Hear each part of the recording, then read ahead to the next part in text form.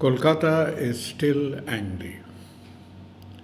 How often it is that we have seen a brutal rape still unsolved being followed by a cynical hijacking.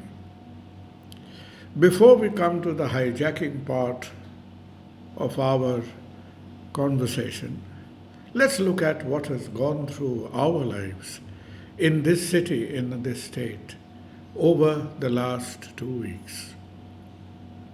All of you are familiar with the details, with all the details of what has happened on 9th of August.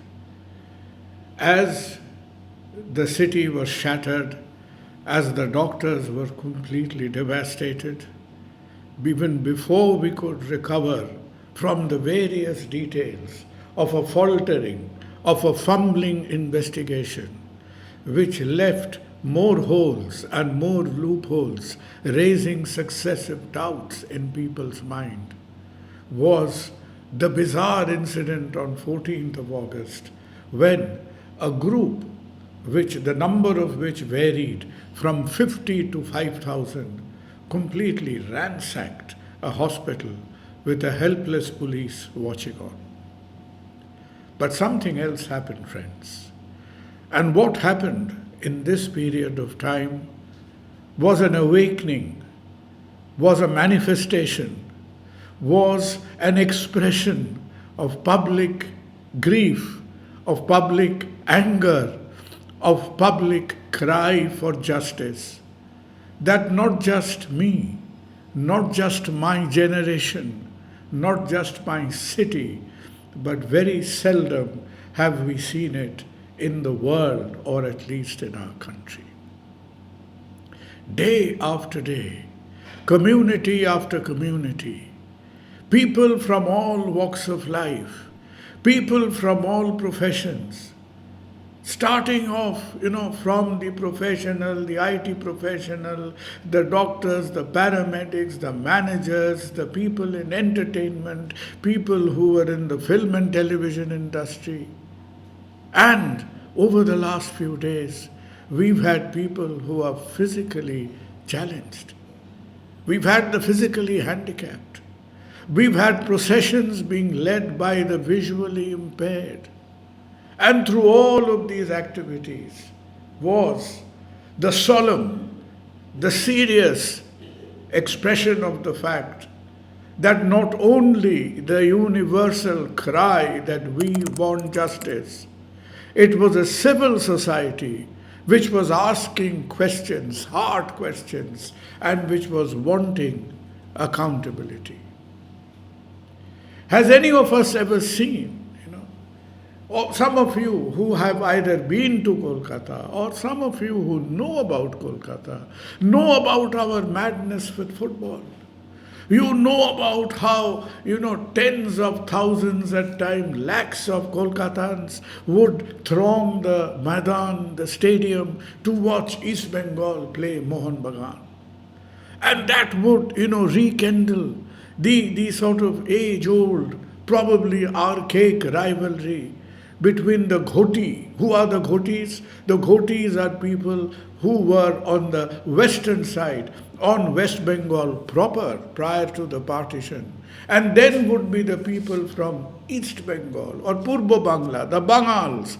And they would confront with, with sometimes with ferocity, sometimes with humor. And East Bengal, Mohun Bagan match has been going on for a good part of more than a century. One such match was cancelled.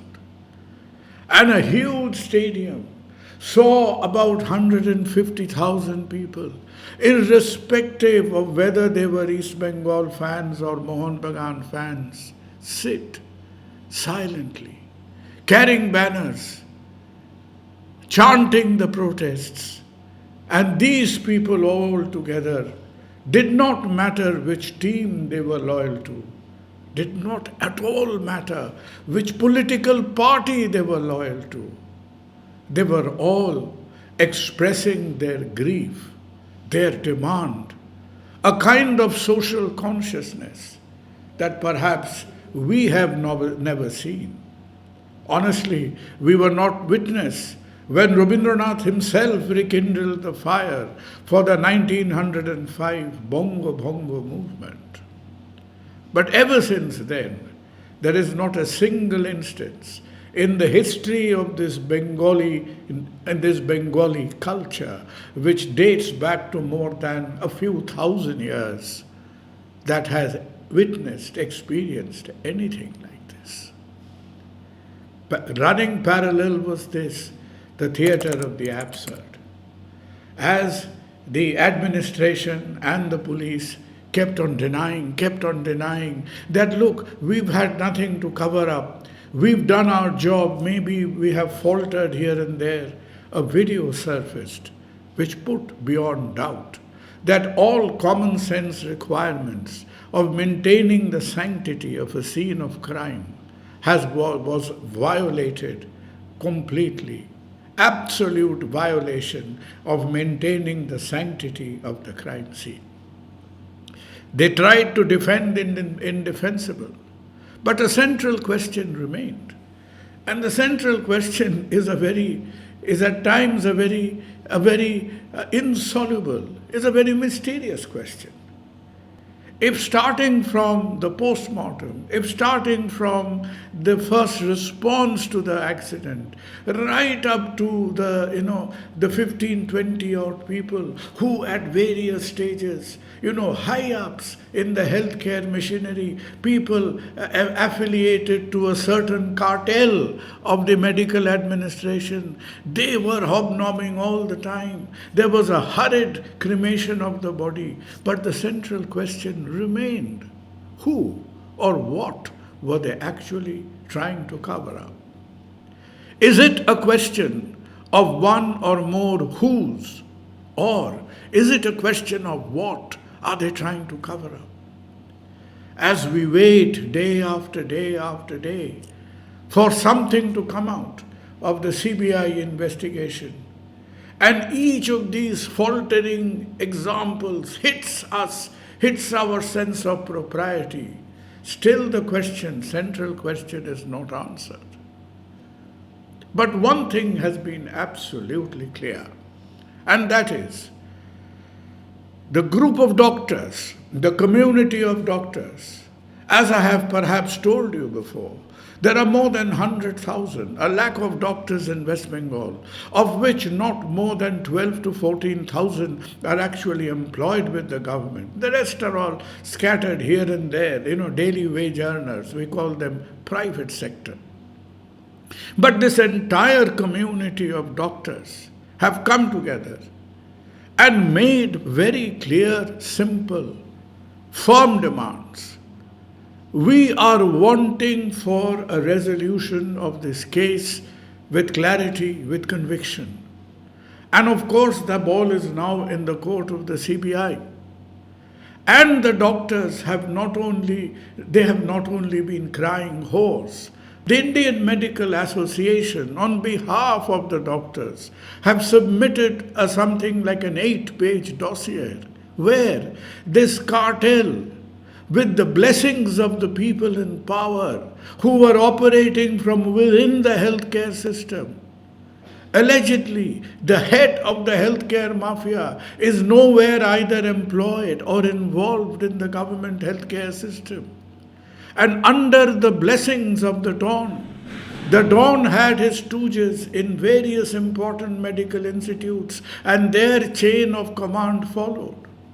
So what actually happened on 9th of August was intimately related to the thuggish, roguish, corrupt practices that was going on administratively, financially, in all operational aspects across all principal hospitals and medical colleges of our state. So much so, the last few important examinations If you had the blessings of the cartel, which is otherwise known as the North Bengal lobby, North Bengal unfortunately is carrying the can for this very odd label stuck on them. It only just happens that many of these people who belong to this cartel, sometime or the other, either had worked or studied, had something to do with North Bengal, and they just got to know one another. They got to scratch one another's back at various points of time. And this relationship of you scratch my back, I scratch yours, have become very, very financially remunerative. So much so, if you paid your toll tax, if you paid the Nazarana to the cartel, you were allowed to copy, take your mobile, take your laptops inside the examination hall. It is alleged in the major exams that has been conducted in 2023 to 2024, that if somebody sits down and goes through the answer scripts, you will probably find that 60% of the answer scripts are absolute verbatim copies of one another. Why? Because they have all been copied from the same source. You could get your question papers leaked days before if you had paid your homage to the cartel. You were allowed to copy down from ChatGPT or whatever the sources in the exam if you had really paid your toll tax to the cartel. And along with that was every conceivable nefarious business, from peddling of drugs, selling of spurious medicine, recycling of biomedical waste. And, it is nauseating to tell you, even dead bodies were being sold. And all this is not an act of a deviant, devious, corrupt individual. The corrupt individual is a part of this organogram, is a part of this cartel. So the doctor's demand has been very clear, that in order to make a medical college, a hospital, work like an average standard medical college or hospital, the administration has to be cleansed up. The administration has to be made accountable. And all the invisible, extra-constitutional warlords of these cartels will have to be done away with. And once we have cleansed up the administration, once we have made the working conditions safe for our youngsters, for our children to resume work, normality will return. It appears as if only the politicians are weeping, crying for the poor people, that treat the poor people. Make no mistake, emergency services are on, emergency operations are happening. And 1,000 times more a politician's heart weeps for a poor patient. A doctor's heart weeps 1,000 times more. But the question is, that emotional bargaining cannot be done, and under the transaction of that emotional bargaining, we cannot justify the layers and layers of misrule and corruption that was festering in the medical administration for years and years. So the doctor's demand has nothing to do with politics. The doctors are wanting, like all of you, for a resolution, a closure of the case, for cleansing of the administration, making the working atmosphere safe so that normal work and duties can resume. And as all this was going on, as the social movement was gaining in its frequency, in its amplitude, in its loudness, in its sincerity, the theatre of the bizarre has started. Trust our politicians to have a kind of a crude sort of a movement. We had a movement the day before yesterday under the badge of Chhatra Samaj. God alone knows who that Chhatra Samaj was. And that really was an unconcealed political confrontation. It introduced the idea that Chief Minister should resign. Whether the Chief Minister survives, resigns, etc., is a matter of political and constitutional culmination. As far as the community, as far as the medical community is concerned, it was not a direct derivative of this movement by any means. The rest was predictable.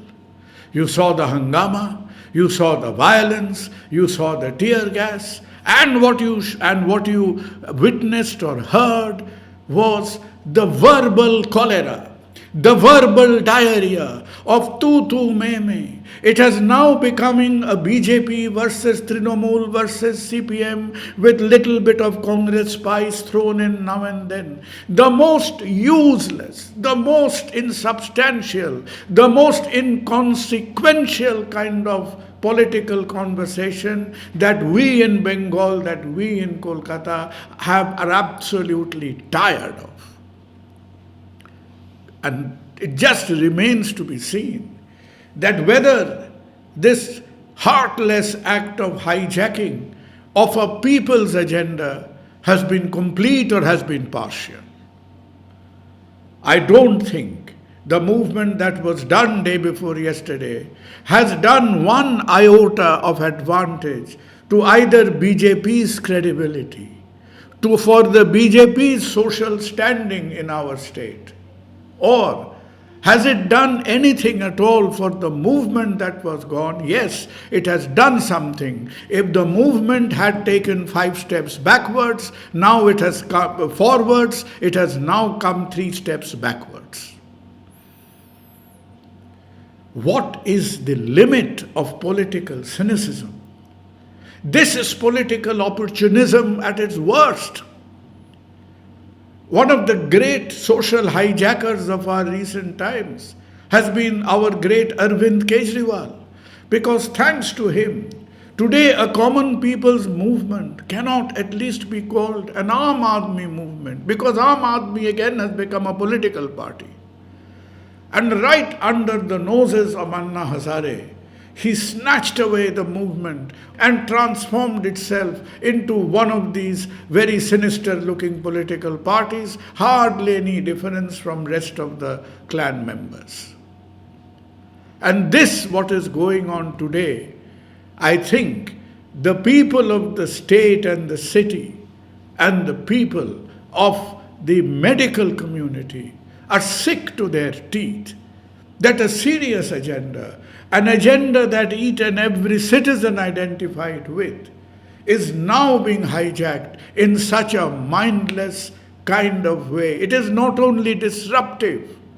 If there is any sense in the Bharatiya Janata Party today, let them realize that they are earning more displeasure and more disbelief from the people by engaging in this kind of arm wrestling that was not at all required or necessary. There is a term we have heard many a times. Whenever you talk about India, whenever you have this little bit of nationalistic Viagra circulating in your system, you hear a term, friends. The term is unity in diversity. Who is a Bengali today? It is not the one who speaks Bengali. It is not the one who listens to Rabindra Sangeet. It is not the one who wears a lal pad shadi in a particular kind of way. A Bengali today, friends, you are a Bengali today if you identify with the problems of Bengal. You are a Bengali today if you identify with the soul of Bengal. You are a Bengali today if you identify with the central ethos of our society. What plagues us today can be a problem in Maharashtra tomorrow, can be a problem in Chennai the day after. So when we think and when we share the problems of a Marathi, we become a Marathi. When we share the problems of our Tamilian brothers and sisters, we become a Tamil. So when today India thinks and says unity in diversity, let all of us realize the power of one, that to be upright, to be correct, to be accountable, we do not need this superficial, this cynical political tax.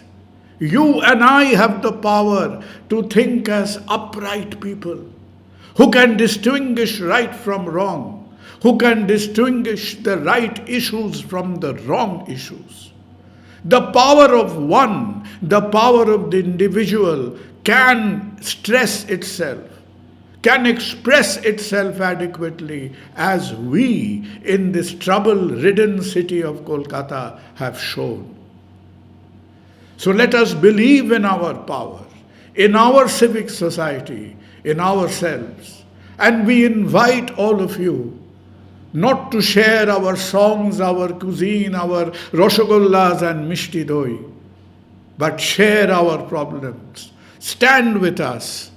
And through us and through you, let people after people, child after child, adult after adult, woman after woman, man after man, let the echo go on from corner to corner, from north to south, from east to west, that the people identify with themselves in their problem. We demand accountability. We demand justice. We demand transparent administration. And as citizens, as doctors, we are aware of our duty. When conditions are right, the very next minute, normality will return.